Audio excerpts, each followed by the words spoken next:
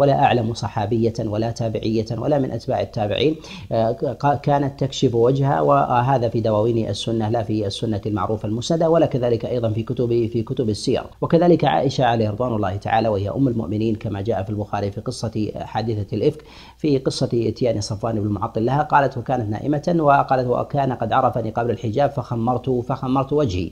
وهذا أيضا كانت عائشة تأمر النساء ولو كن محرمات. وقد روى مسدد في كتابه المسند من حديث إسماعيل بن أبي خالد عن أمه وكذلك أختي أنها دخلت على عائشة فقالت إن هنا امرأة لا تغطي وجهها وهي محرمة أو تأبى أن تغطي وجهها محرمة، فقالت عائشة وأخذت بخمارها من على صدرها وضربت به على وجهها.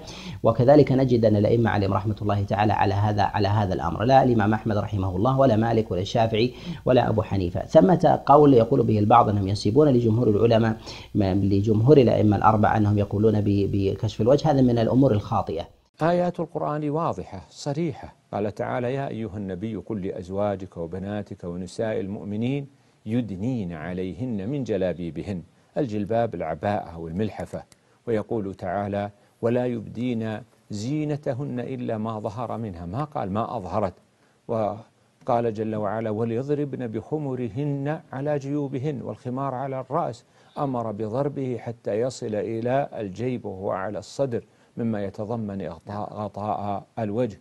وقال تعالى وإذا سألتموهن متاعا فاسألوهن من وراء حجاب، وأباح للخاطب النظر إلى المخطوبة، فمعناه أنه قبل الخطبة لم يكن ينظر إليها. والنصوص في هذا كثيرة متعددة.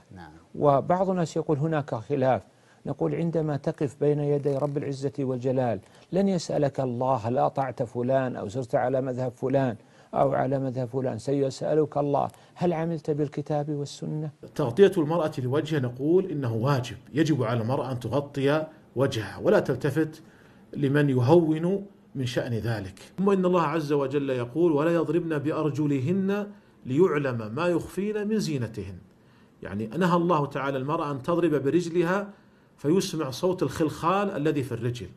فهل يعقل أن الشريعة تنهى عن مجرد ضرب الرجل لسماع صوت الخلخال وتبيح كشف الوجه الذي هو مجمع الزينة؟